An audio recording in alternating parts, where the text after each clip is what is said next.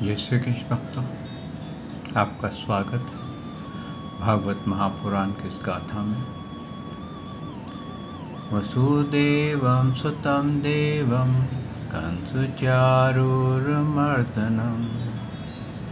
देवकी परमानंदं श्रीकृष्ण वंदे जगद्गुरु। श्रीकृष्ण शरणं गोपाल शरणं श्रीकृष्ण शरणं गोपाल शरणं मेरे बांके बिहारी नंदलाल शरणं मेरे बांके बिहारी नंदलाल शरणं श्रीकृष्ण शरणं गोपाल शरणं श्रीकृष्ण शरणं गोपाल शरणं मेरे बांके बिहारी नंदलाल शरणं मेरे बांके बिहारी नंदलाल शरणं श्रीकृष्ण शरणं गोपाल शरणं श्रीकृष्ण शरणं गोपाल शरणं मेरे बांके बिहारी नंदलाल शरणं मेरे बांके बिहारी नंदलाल शरणं श्रीकृष्ण शरणं गोपाल शरणं श्रीकृष्ण शरणं गोपाल शरणं मेरे बांके बिहारी नंदलाल शरणं मेरे बांके बिहारी नंदलाल शरणं। बोल भगवान श्री कृष्ण की जय। श्री नंद के लाला की जय। श्री देवकी नंदन श्री कृष्ण की जय। श्री द्वारकाधीश भगवान श्री कृष्ण की जय।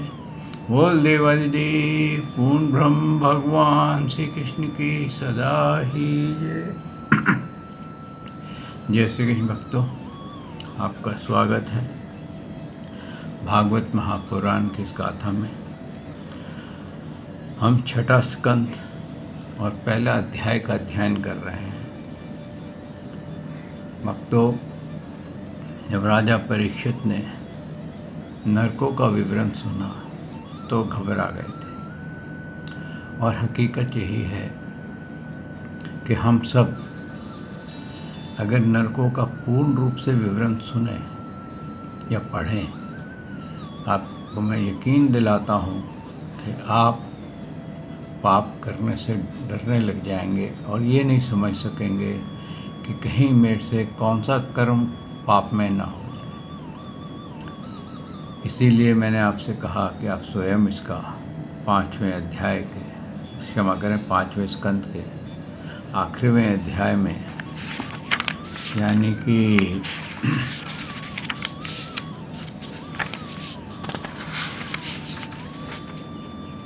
26 यानी कि 5वें स्कंद के 26वें के अध्याय में इसका पूर्ण विवरण मिलता है। भक्तों, 28 नरक हैं और अलग अलग नरकों की अलग अलग फैसिलिटीज़ और कर्म किए हुए हैं। जैसे कि कैदी होते हैं, उनके कुकर्म के मुताबिक उनको कैद के नियम, जेलों में डाला जाता है, फांसी दी जाती है, कईयों को मार पीटा जाता है, बहुत कुछ होता है। इसलिए होता है ताकि वो सुधर जाएं। लेकिन कुछ हार्डकोर क्रिमिनल्स होते हैं जो सुधरते नहीं हैं। वो नरकों से मानव योनि में आते हैं और फिर क्रूरकर्म ही करते हैं। उनकी वृत्ति है क्रूरकर्म करने की। ऐसे व्यक्तियों को कोई भी, ऐसे जो आत्माएं हैं, ऐसों को कोई भी सुधार नहीं सकता, क्योंकि भगवान अपने वचन में बंधे हुए हैं कि जब भी मानव योनि में वो आएगा तो वो स्वतंत्र रहेगा। और जो नरकों से मानव योनि में आते हैं और वो अगर उनके अंदर आपराधिक पैटर्न्स बने हुए हैं तो अपराध की तरफ ही जाएंगे। आप देखिए, कई बार पुलिस वाले क्रिमिनल्स को पकड़ के ले जाते हैं, उनको मार पीटते हैं, सब कुछ करते हैं, लेकिन जैसे ही वो कैद से छूटते हैं तो फिर वो उसी में ही प्रवृत्त हो जाते हैं, उसी में ही लग जाते हैं, क्राइम में ही लग जाते हैं। उनका सुधार नहीं होता है क्योंकि उनका पैटर्न बन चुका है। और दूसरा कारण क्या है कि उनको वो ज्ञान नहीं मिला जिससे कि वो अपना थॉट्स, एनर्जी चेंज कर सके। तो राजा परीक्षित ने जब ये सुना तो बहुत घबरा गए थे। क्यों? कि उन्होंने भी राज्य के टाइम पे बहुत सारे पाप किए थे और उनका अंतिम जो था वो भी यही था कि वो शिकार खेलने गए थे। तो शिकार में जानवर जो मरता है वो तड़प के ही मरता है, लेकिन ऐसा भी है कि जानवरों की गति जब भगवान ने करानी होती है तो किसी न किसी को निमित्त भी बनाते हैं, लेकिन वो बहुत रेयर होता है। वो एक आधा जानवर हुआ या कोई ऐसा हुआ, लेकिन जब इंसान बहुत से जानवरों का वध करने लग जाता है तो वो सोचे मैं इसकी गति कर रहा हूँ, तो गति नहीं कर रहा होता, वो हिसाब चुकता कर रहा होता है। ऐसे एक गाथा है, आपने राजा बुद्धा के बारे में जाना होगा। उनका पहले नाम सिद्धार्थ था। वो एक राजकुमार थे और उनको कहें, उनके जब वो पैदा हुए थे तो एक बहुत बड़े ऋषि ने कहा था या तो ये चक्रवर्ती राजा होगा या बहुत बड़ा ब्रह्म ऋषि होगा, ज्ञानी होगा। तो उसके पिता जो थे वो बहुत घबरा गए थे, तो उनको बाहर नहीं जाने देते थे। तो फिर भी क्योंकि राजा उनको राज बन देना था, तो ये पिताजी ने सोचा कि इसको राज देना है तो कम से कम ये थोड़ा क्षत्रियपन का इसमें प्रभाव होना चाहिए, कि इसको खून खराबे से डर नहीं लगना चाहिए। तो उन्होंने एक यज्ञ हो रहा था, पशु यज्ञ, उसमें बकरे काटे जा रहे थे। तो उन्होंने उससे सिद्धार्थ से बोला कि तुम जाओ देख के आओ कि बकरे ठीक कट रहे हैं, कैसे काट रहा है, सब देख के आओ, और जो खून है वो सही जगह जा रहा है ना, कहीं गलत ऐसा तो नहीं है कि नदी में मिला रहे हैं तो नदी दूषित हो जाए। तो वो वहाँ गए तो क्या देखते हैं कि बकरे कट रहे हैं। उनका मन थोड़ा ख़राब हुआ, लेकिन पिताजी की आज्ञा थी, देखते रहे। तो इतने में एक बकरा जब वो काटने लगा तो जैसे ही बकरे को पकड़ा तो बहुत ज़ोर से हंसा और बाद में बहुत रोया। तो क्या होता था, पुरातन काल में लोग जानवरों से बातें कर लेते थे। आज भी डिस्कवरी चैनल में दिखाया था कि अमेरिका में एक औरत है, वो कुत्तों से बातें करती है। तो इसका मतलब ये साइंस अवेलेबल है कि इंसान जानवर से बात कर सकता है। मैं तोते की बात नहीं कर रहा, क्योंकि तोता जो है वो तो आपकी भाषा बोल लेता है, आप सब जानते हैं, लेकिन वो आप क्या ज्ञान दे रहे हैं उसको नहीं पता। कहते हैं ना, तोते की तरह रटना है। लेकिन जानवर से बात करके उसको समझा देना एक बड़ी बात है। यही डिस्कवरी में दिखाया था कि एक कुत्ता बहुत भौंक रहा था और उसको वो औरत ने भौंक करके समझा दिया कि तेरा मालिक जो है वो ठीक ठाक है, जल्दी ही घर आ जाएगा। तो भौंकना बंद हो गया। तो इस तरह से भक्तों, इससे ये साबित होता है कि ये साइंस थी कि लोग जानवरों से बातें करते थे। और अब वो बकरे से पूछा कि भाई तू रोया क्यों और बाद में तू हंसा क्यों? बोला मैं इसलिए हंस रहा था पहले कि 100 बार इस आदमी ने मेरे को काटा है और 100 बार मैंने इसको काटा है, और फिर आज मेरी बारी का एंड है, मतलब ख़त्म हो जाएगी। इस मेरे को 100वीं बार काटेगा और इसका हिसाब पूरा हो जाएगा। लेकिन इसने आज ये सोचा है दिमाग में कि मैं इसको मारूंगा नहीं, इसकी पहले टांगे काटूंगा। तो ये नया अकाउंट स्टार्ट कर देगा, नई बाजी शुरू हो जाएगी, फिर मेरे को पूर्ण करना पड़ेगा। तो कई बार भक्तों ऐसा भी होता है कि जानवरों का हिसाब किताब चलता है, कसाई को ने काटे होते हैं, फिर कसाई को वो काटते हैं। इस तरह से एक कार्य चलता रहता है। तो कहने का तात्पर्य ये है कि ये जो चल रहा है हिसाब, तो इस तरह से राजा परीक्षित को बहुत भयभीत हो गए कि ऐसे तो हिसाब चलता ही रहेगा, अब कब किसका हिसाब चले पता नहीं, कौन सा हिसाब कहाँ निकल आए मालूम नहीं। तो इसका मतलब है कि कोई भी जीव जो है एक बार अगर मनुष्य योनि में आ गया और वो 3 गुणों के अधीन हो गया, तो उसको कहीं ना कहीं नरकों का भागीदार बनना पड़ेगा, और फिर नरकों से छूटेगा, फिर बाहर आएगा, फिर कुछ ना कुछ गड़बड़ करेगा, और फिर वैसे ही होगा। तो इसीलिए राजा परीक्षित ने कहा, भगवान, मनुष्य राजदंड, समाजदंड आदि लौकिक और शोत्रुक्त नरक गमन आदि पर लौकिक कष्टों को यह जानकर के भी कि पाप उसका शत्रु है, पाप वासनाओं से विवश होकर के बार बार वैसा ही कर्मों में प्रवृत्त हो जाता है। ऐसी अवस्था में तो उसके पापों का प्रायश्चित कैसे संभव? यही एक प्रश्न है। इस प्रश्न आपके, मेरे और सबके लिए है। आगे उन्होंने ये भी कहा था कि मनुष्य कभी तो प्रायश्चित आदि के द्वारा पापों से छुटकारा पा लेता है, कभी फिर उन्हें ही करने लगता है।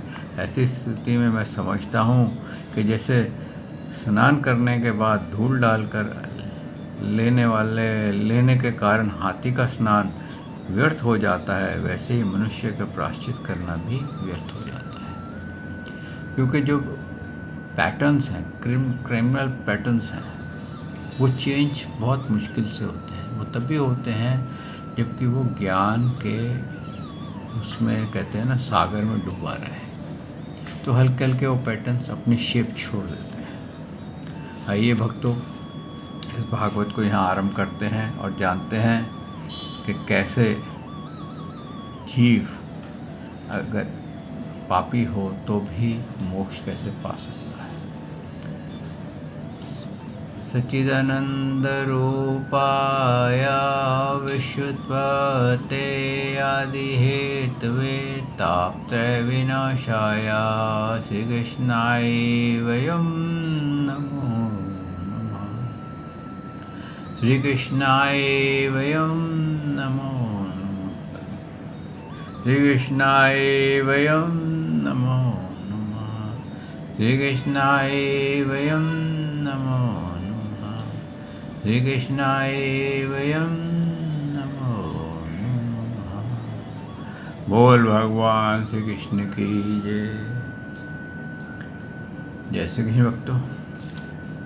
इसके उत्तर में श्री सुखदेव जी कहते हैं, वस्तुतः कर्मों के द्वारा ही कर्मों का निर्बीज नाश नहीं होता, क्योंकि कर्मों का अधिकारी अज्ञानी है।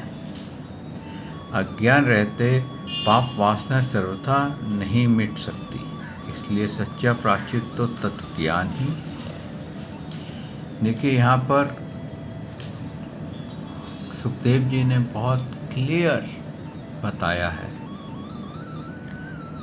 कि अगर आप सोचते हैं कि मैंने पाप किए हैं और जाकर के मैं लोगों को, संतों को भोजन करा दूं, इतनी दंडौतें डाल दूं, इतना वो कर दूं तो मैं पापों से छूट जाऊंगा, तो बोले कि नहीं,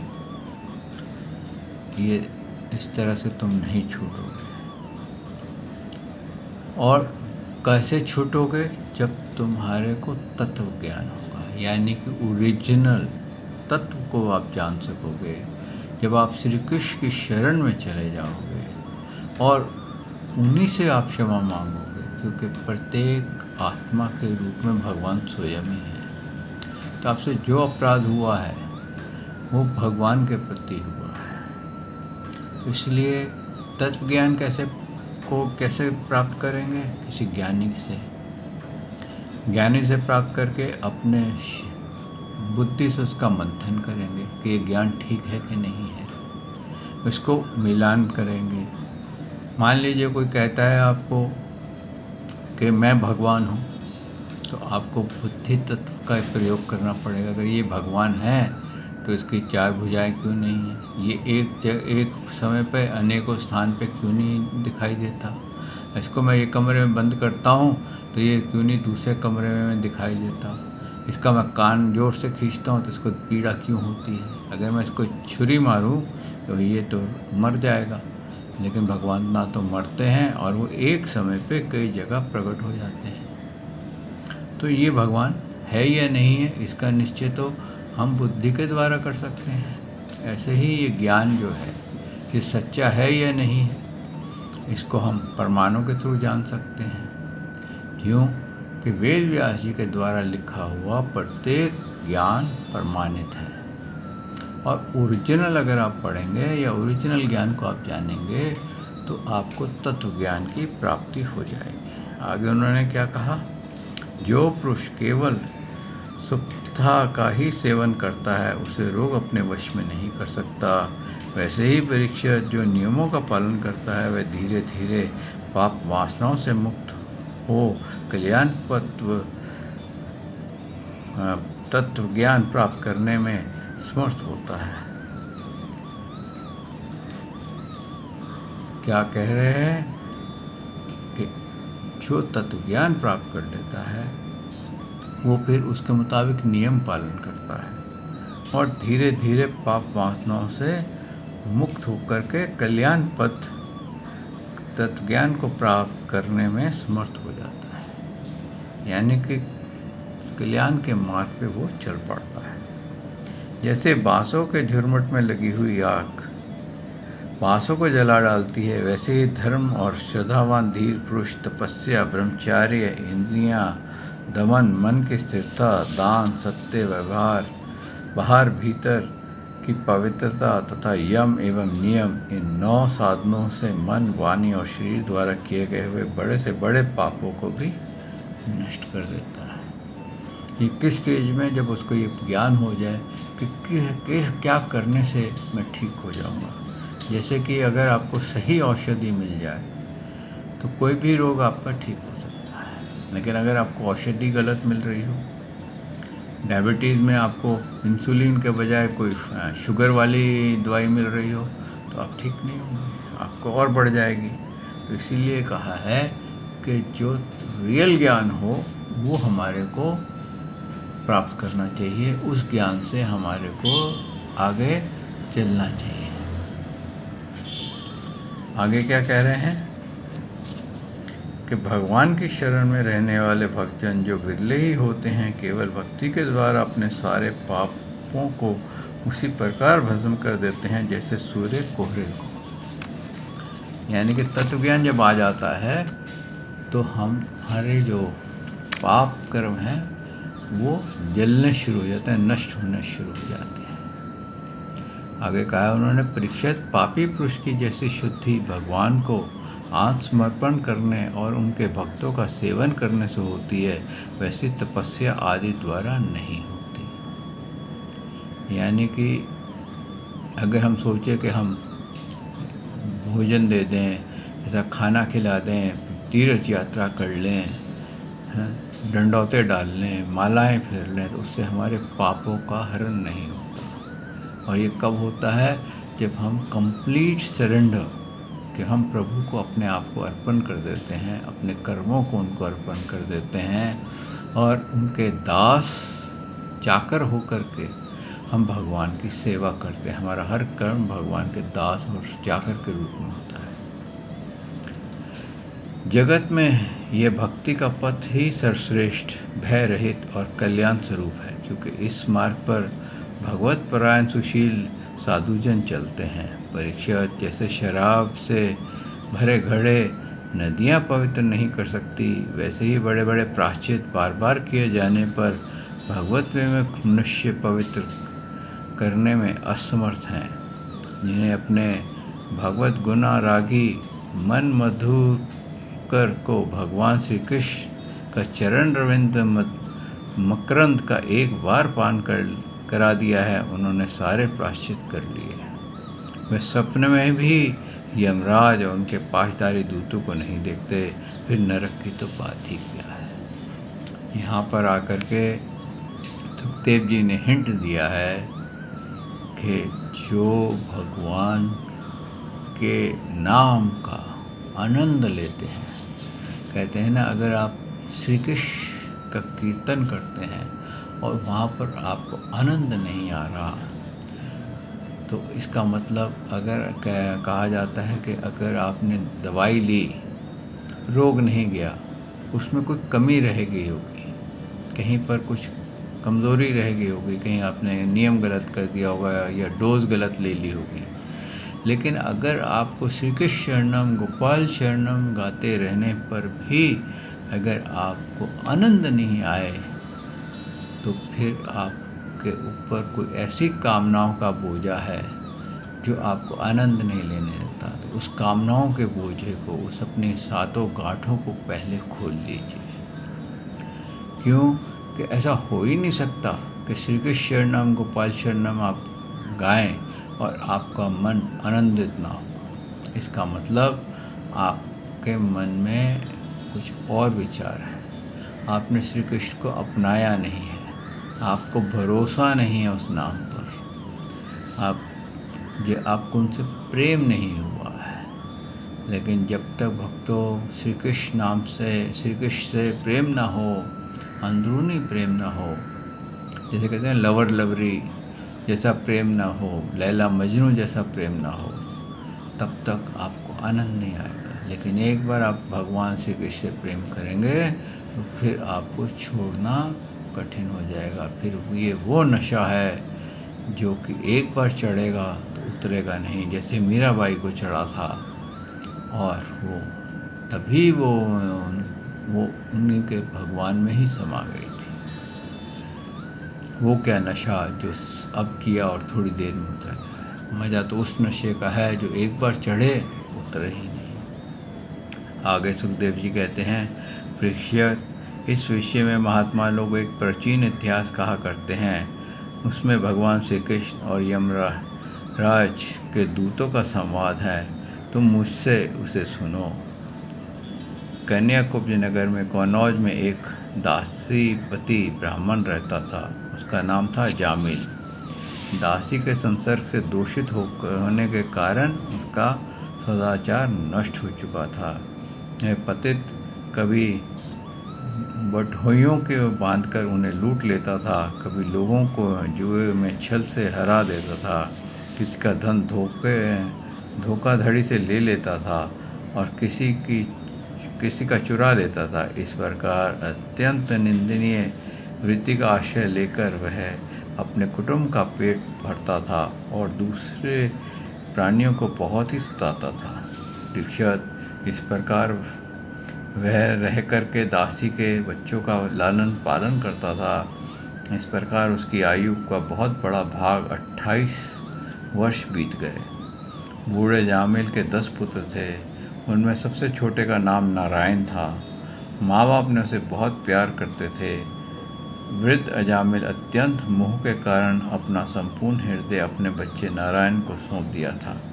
अपने बच्चे को तोतली बोली सुन करके तथा बाल सुलभ खेल देख करके फूला नहीं समाता था। अजामिल बालकों के समय स्नेह बंधन में बंध गया था। जब वह खाता था तब उसे भी खिलाता था, जब पानी पीता था उसे भी पिलाता था। इस प्रकार वह अतिश मूढ़ हो गया था। उसे इस बात का पता ही नहीं चला कि मृत्यु सर पर आ पहुंची है। वह मूर्ख इसी प्रकार अपना जीवन बिता रहा था कि मृत्यु का समय आ पहुंचा। अब वह अपने पुत्र बालक नारायण के संबंध में ही सोचने विचारने लगा। इतने में जामिल ने देखा कि उसे ले जाने के लिए अत्यंत भयवान 3 यमदूत आए हैं। उनके हाथ में फांसी है, मुंह टेढ़े टेढ़े हैं और शरीर के रोंवे खड़े हुए हैं। उस समय बालक नारायण वहाँ कुछ दूरी पर खेल रहा था। यमदूतों को देख करके अजामिल अत्यंत व्याकुल हो गया और उसने बहुत ऊंचे स्वर से पुकारा, नारायण। कहते हैं क्या होता है भक्तों, यहाँ पर इस गाथा का बहुत गहरा महत्व है। हमें ये समझना चाहिए कि हमारे कुछ भक्ति जो है हमारे को हमेशा श्रवण से प्राप्त होती है, लेकिन जो पाप होता है ना, संसार के वासनाएं जो हैं वो हमारी आँखों से, नेत्र इंद्रियों से हमारे अंदर जाती हैं और फिर ये नेत्र इंद्रियां और ये श्रवण इंद्रियां हमारे को स्पर्श इंद्रियां जागृत करती हैं और फिर सुगंधी के लिए नाक को आगे बढ़ा देती हैं, रस के लिए जीवा को बढ़ा देती हैं। तो ये इंद्रियों का खेल हो जाता है और ये 3 गुणों के अधीन ये खेल चलता है। और यहाँ पर इन्होंने बताया कि जामिल को लेने के लिए यमदूत आए थे और वो इतना घबरा गया कि उसने जैसे उसकी आत्मा को बाहर निकालने लगे, उसका गला दबा करके, तो क्या हुआ कि मैंने आपको बताया है कि हमारे 10 सेंटर होते हैं, बहुत पीड़ा होती है। तो यमदूत क्या करते हैं, आपके गले के कहते हैं ना थ्रोट चक्र से आपका सारे चक्र बंद करने की कोशिश करते हैं, उनको काटने की कोशिश करते हैं। तो जब वो थ्रोट चक्र दबाते हैं तो आपके हल्के हल्के पीड़ा युक्त होकर के, क्योंकि आपका सांस रुकने लगता है। आप कभी देखिए जब आदमी की मृत्यु होती, जो रोगी पड़ा होता है, वो अंत समय में जब आखिरी का समय होने लगता है तो ज़ोर ज़ोर से सांस लेता है, करके सांस लेता है। तो क्या है, उसके थ्रोट चक्र जो है वो दबने लग जाता है और उसको पीड़ा आरंभ हो जाती है। उस पीड़ा के अंदर क्या हुआ होता है कि अगर उस समय जब आखिरी सांस चल रहा हो, उस समय अगर मुख से नारायण निकल जाए, बहुत बड़ी बात है, क्योंकि उसका पुत्र था, उसके उसमें लाड प्यार में था। हम आगे इसका अध्ययन करेंगे कि ये पुत्र कैसे आया, उसने क्यों नारायण नाम रखा, ये दासी कौन थी और कैसे ये अजामिल भोगों में फंस गया, ये दासी के प्रेम पाश में इतना कैसे फंस गया। तो अब जब वो उसके चक्र कटने लगे और वो निकलने, आवाज़ सांस घुटने लगी, तो सामने पुत्र था। तो आप देखिए वो एक प्रकार से लकी था, अपने पुत्र का नाम उसने नारायण क्यों रखा था, वो कल प्रभु ने चाहा तो आपकी सेवा में आऊँगा, उसको पान करेंगे, उसका चिंतन करेंगे। तो उसके मुख से नारायण शब्द निकल गया। तो नारायण उसने भगवान को नहीं बुलाया था, उसने अपने पुत्र को बुलाया था। लेकिन शब्द की शक्ति देखिए कि शब्द की शक्ति इतनी बड़ी थी कि उसको भगवान के दूतों ने आकर के उसके पास खोल दिए थे और उसके पास खुल जाने से वो फिर से श्वास लेने लगा और बच गया। तो उन्होंने, यमदूतों ने कहा कि ये तो महापापी है, इसने तो इतने पाप किए हैं, आप इसको कैसे छुड़ा रहे हैं, इसको आप कैसे छुड़ा रहे हैं, ये तो नरकों का अधिकारी है, इसको आप नहीं छुड़ा सकते। तो उन्होंने कहा कि अगर तुमने शास्त्र पढ़े हैं, प्रभु का गीता ज्ञान सुना है, तो भगवान ने कहा कि एक बार भी चाहे किसी भी रूप में वो मगर मेरा नाम ले लेता है, अंतिम समय पे श्वास निकलते हुए, तो वो सारे पापों का प्रायश्चित कर लेता है। इसने आखिरी श्वास में नारायण बोला है, तो इसके सारे प्रायश्चित हो गए। क्योंकि नारायण बोलना, ओम बोलना लास्ट मिनट में बहुत डिफ़िकल्ट होता है। लेकिन जो अपने उसको सेंसेस में उस वक़्त रहते हुए, आखिरी श्वास छोड़ते हुए श्री कृष्ण का चिंतन करते हुए श्री कृष्ण शरणम गोपाल शरणम बोल सकता है तो बहुत अच्छा है। नहीं बोल सकता, आ कर रहा है दर्द में, पीड़ा में, तो आ ऊ माँ करता है, कर दे, आऊम कर दे, तो भी वो जीवन मृत्यु के समस्त पापों से पार हो जाता है और मोक्ष को प्राप्त कर लेता है। तो इसके मुख से तो नारायण शब्द निकल गया, अब तुम इसको नहीं ले जा सकते। तो भक्तों, ये यमदूतों ने ऐसे, उन्होंने विष्णु पार्षदों ने और भगवान श्री कृष्ण के पार्षदों ने उसे छुड़ा लिया और उसके बाद वो फिर से नॉर्मल हो गया और भगवान की भक्ति में लग गया। आइए भक्तों, यहाँ वाणी को विश्राम देते हैं।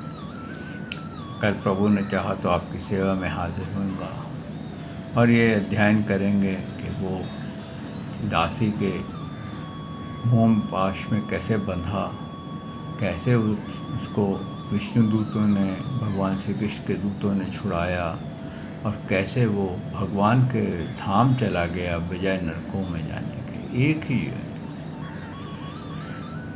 श्री कृष्ण शरणम गोपाल शरणम, श्री कृष्ण शरणम गोपाल शरणम, मेरे बाके बिहारी नंदलाल शरणम, मेरे बाके बिहारी नंदलाल शरणम, श्री कृष्ण शरणम गोपाल शरणम, श्री कृष्ण शरणम गोपाल शरणम, मेरे बाके बिहारी नंदलाल शरणम, मेरे बाके बिहारी नंदलाल शरणम। बोल भगवान श्री कृष्ण की जय, श्री नंद के लाला की जय, हे देवकी नंदन श्री कृष्ण की जय, हे द्वारकाधीश भगवान श्री कृष्ण की जय। बोल देवदेव पूर्ण ब्रह्म भगवान श्री कृष्ण की सदा ही जय। जय श्री कृष्ण भक्तों।